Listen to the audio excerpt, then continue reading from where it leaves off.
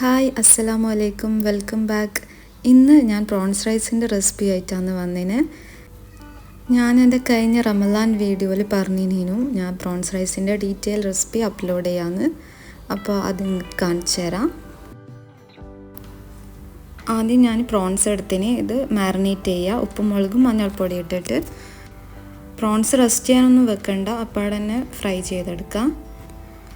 അത് നമ്മൾ റൈസ് ഉണ്ടാക്കുന്ന പോട്ടില്ലേ, ബിരിയാണി പോട്ട്, അതന്നെ വെക്കുക. എന്നിട്ട് അതിൽ സൺഫ്ലവർ ഓയിൽ ഒഴിക്കുക. എന്നിട്ട് ഈ പ്രോൺസ് ഒന്ന് ഫ്രൈ ചെയ്യാം.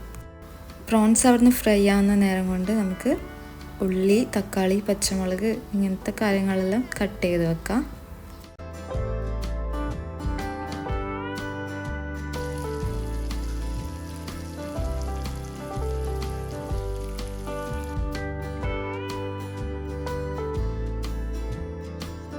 അങ്ങനെ നമ്മൾ ചെമ്മീൻ ഫ്രൈ ആയിന്. ഇനി ഇത് കോരി മാറ്റാം, എന്നിട്ട് അതിവിടെ മാറ്റി വെക്കാം. അത് ഏറ്റവും ലാസ്റ്റാണ് നമ്മൾ ഇടാൻ.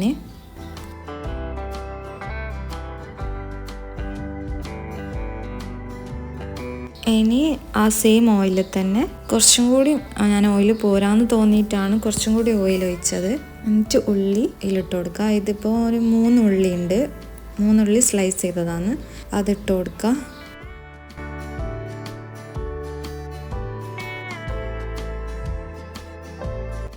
ഇനി ഇതിൽ ആവശ്യത്തിന് ഉപ്പിടാം. എന്നിട്ട് ഈ ഉള്ളി ഒന്ന് നല്ലോണം വഴറ്റാം. ഇനി ഇതിലേക്ക് ജിഞ്ചർ ഗാർലിക് പേസ്റ്റ് ഇട്ട് കൊടുക്കുക. ഇതിപ്പോൾ ഞാൻ ഒരു 6-7 വെളുത്തുള്ളിയും അത്ര തന്നെ ഇഞ്ചി എടുത്തിന്, അതൊന്ന് പേസ്റ്റ് ആക്കി എടുക്കുക. എന്നിട്ട് ഈ ഉള്ളിയിലേക്ക് ഇട്ട് കൊടുക്കുക.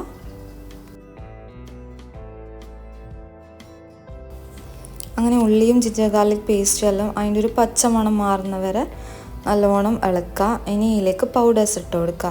1/2 ടീസ്പൂൺ മഞ്ഞൾപ്പൊടി, 1/4 ടീസ്പൂൺ ഗരം മസാല, 1 ടീസ്പൂൺ മല്ലിപ്പൊടി, പിന്നെ 1/2 ടീസ്പൂൺ മുളക് പൊടിയും കൂടി ഇട്ട് കൊടുക്കുക. മുളക് പൊടി ഞാൻ കുറച്ച് ഇട്ട് കൊടുക്കുന്നുള്ളൂ, കാരണം നമ്മൾ പ്രോൺസ് ഫ്രൈ ചെയ്യുമ്പോൾ മുളക് ഇട്ടിന് ആ എരിവ് ഉണ്ടാവും. പിന്നെ നമ്മൾ കുറച്ച് കഴിഞ്ഞാൽ പച്ചമുളക് ഇടുമല്ലോ, അപ്പോൾ എല്ലാം കൂടി എരിവ് അത്യാവശ്യം ഉണ്ടാവും.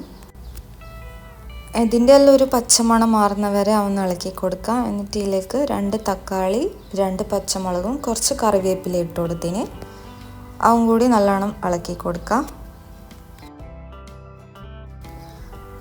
ഇനി ഇതിൽ നമ്മൾ റൈസ് ഇട്ട് കൊടുക്കുക. ഞാനിപ്പോൾ നമ്മൾ ബിരിയാണി റൈസ് ഇല്ലേ, ജീരകശാല അരി, അതിട്ടിന്. ഇതൊന്ന് നല്ലോണം ഈ മസാലയിട്ട് നല്ലോണം വറുക്കാം.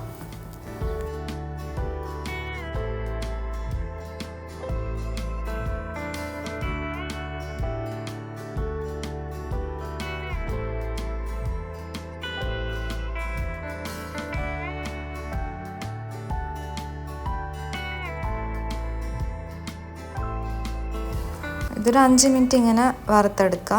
ഇനി ഇതിലേക്ക് ചൂടുവെള്ളം ഒഴിച്ചു കൊടുക്കുക.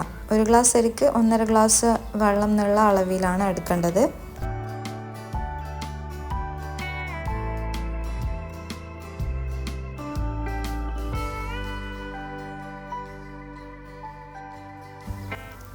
ഇനി ആവശ്യത്തിന് ഉപ്പിട്ട് കൊടുക്കുക. എന്നിട്ട് ഇതൊന്ന് നല്ലോണം ഇളക്കി കൊടുക്കുക.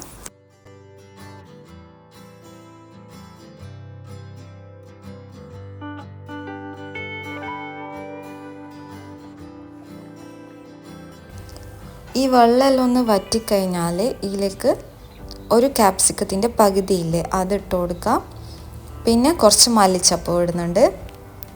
ഈ ക്യാപ്സിക്കം ഇതെൻ്റെ മാത്രം ചോയ്സാണ്, ഇതിട്ടാൽ നല്ല ടേസ്റ്റ് ആയിരിക്കും.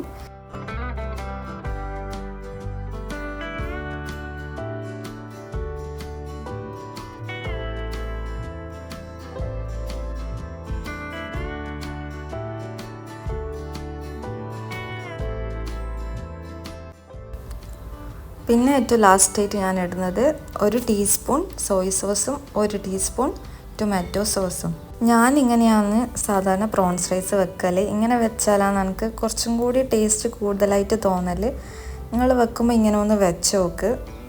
ഇനി ലാസ്റ്റ് ഉപ്പൊന്ന് ചെക്ക് ചെയ്യുക. എന്നിട്ട് ഇപ്പോൾ ഉപ്പ് ലാസ്റ്റ് ചെക്ക് ചെയ്യുന്ന ടൈമിൽ കുറച്ച് മുന്നിട്ട് നിൽക്കണം, എന്നാലാണ് റൈസ് വെന്ത് കഴിഞ്ഞാൽ അതൊന്ന് കറക്റ്റ് ആവുള്ളൂ. ഇനി മൂടി വെക്കുക. ഒരു 10 മിനിറ്റ് കഴിഞ്ഞാൽ ഈ മൂടി ഒന്ന് ഓപ്പൺ ആക്കിയിട്ട് ഇതിലേക്ക് നമ്മൾ നേരത്തെ ഫ്രൈ ചെയ്ത പ്രോൺസ് ഇല്ലേ അതിട്ട് കൊടുക്കുക. എന്നിട്ട് ഈ റൈസ് ഒന്ന് മറിച്ചിട്ട് കൊടുക്കുക. ഇനി ഇത് പിന്നെയും മൂടി വെക്കാം. എന്നിട്ട് ഈ റൈസ് ഒന്ന് നല്ലോണം കുക്കാവട്ടെ. അങ്ങനെ നമ്മൾ റൈസ് നല്ലോണം വെന്തിന്. ഇതിപ്പോൾ ഞാൻ രണ്ടാമതൊന്നും കൂടി ഒന്ന് മറിച്ചിട്ട് കൊടുത്തതാണ്. റൈസ് വെന്തിന്. ഇതാണ് എൻ്റെ സ്റ്റൈലിലുള്ള പ്രോൺസ് റൈസ്. അപ്പോൾ നിങ്ങളിങ്ങനെ ഒന്ന് ഉണ്ടാക്കി നോക്ക്, എന്തായാലും ഇഷ്ടപ്പെടും. ഇനിയും നല്ല നല്ല വീഡിയോസായിട്ട് നമുക്ക് വീണ്ടും കാണാം. ഇൻഷാ അല്ലാ. ബൈ.